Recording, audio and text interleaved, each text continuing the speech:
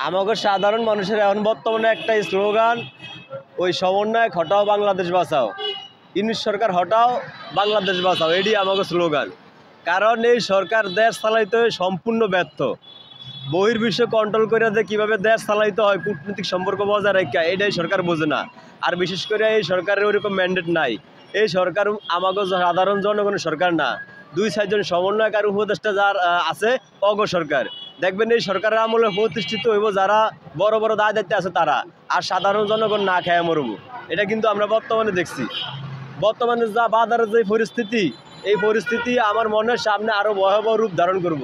কারণ এই সরকারের ওই সিন্ডিকেট ভাঙ্গার মতো হিম্মতই নাই। মানে এটা একটা মাজা ভাঙ্গার মেরুদণ্ডহীন একটা সরকার, ঠিক আছে। এই সমস্ত সরকার দিয়ে কোনো দিনও একটা দেশ চলতে পারে না। আমি মনে করি এই সরকারে এই জায়গা সাইরা যারা রাজনীতি বোঝে, রাজনীতি করে, তাদেরকে দেশ দিয়া এই সরকার যাওয়া গিয়া উচিত। আচ্ছা, আপনি বলছিলেন যে নিত্য প্রয়োজনীয় জিনিসের দাম এবং এই সরকার হচ্ছে যারা সমন্বয়ক তাদের সরকার। তাহলে এটা সমন্বয়কদের সরকার হলে তাহলে ইউনিট সরকারের আমলটা কি আগামী গত সরকার যারা ছিল তাদের অবস্থান আর এই সরকারের অবস্থান আপনি কি বলেন? শুনেন, বাংলাদেশও দুর্নীতি এলে একটা কমন কথা। যেই দলই ক্ষমতায় হোক ওই নেতারা দুর্নীতি করবই, চুরি করবই, এটা মাপ নাই, ঠিক আছে। বিগত সরকারের সময় দুর্নীতি হয়েছে, ঠিক আছে, তবে লগে লগে উন্নয়নটাও হয়েছে।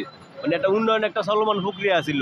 কিন্তু এই সরকারের সময় দেখছি ওই উন্নয়নটা একদম ফুল স্টপ হয়ে গেছে, ঠিক আছে। উন্নয়ন বলতে কিছুই নাই। 5 মাসে মনে হয় একটা ইটও লাগাইতে পারে না বাংলাদেশও। যথেষ্ট ধ্বংস করছে কিন্তু উন্নয়ন করতে পারে না। আর এই সরকারের এক উপদেষ্টা আছে নির্লজ্জ, আসিফ মাহমুদ। ধরেন 4 লাখ টাকার কম্বল দিতে যায় 5 লাখ টাকার বিমান ভাড়া দিয়া, ঠিক আছে। আর বলে আমরা উন্নয়ন দেখতাম যাই। তোরা কি উন্নয়ন করছস? বিগত সরকার করিয়া দিয়া গেছে আর হেরাই উন্নয়ন দেয়। লজ্জা শরম বলতে কিছুই নাই। নিজেরা যদি কিছু একটা করতো আর ওরা দেখতে যাইতো, তোর তো একটা মানাইতো। আওয়ামী লীগের সরকারের উন্নয়ন ওরা চাইতো যায় হেলিকপ্টার দিয়া।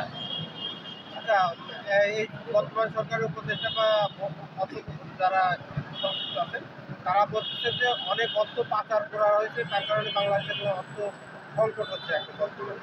এই জন্য তারা উন্নয়ন করতে পারছে না। শোনেন, বিগত সময় যারা দায় দায়িত্ব ছিল ধরে নিছি তারা চোর বা চুরি করছে, কিন্তু বর্তমানে যারা আছে তারা কি ফেরেস্তা? আপনি বাই করেন, সম্পত্তি বাই করবেন, এই 6 মাস পরে দেখবেন আমেরিকাতে বাড়ি আছে। ওই জায়গাত গেলে সবই একই কথা কয়। বাইরে চুঙ্গা ফাইলে পুরা ফাটাই লয়, কিন্তু জায়গাত গেলে সব এক। আপনার এই যে সচিবালয়ের মতো জায়গাতে আগুন লাগছে না, দেশের সর্বোচ্চ একটা জায়গা, এই জায়গায় আগুন লাগা মানে পুরা বাংলাদেশে কোথাও আর সেফ না, ঠিক আছে। এই জায়গা তো একটা ফিফটা ঢোকার মতো ব্যবস্থা নাই, সার্কিট ক্যামেরা আছে না, তাইলে এই জায়গায় আগুন লাগছে, তাও আবার 2 জায়গায়। তার মানে এটা মহা পরিকল্পনা।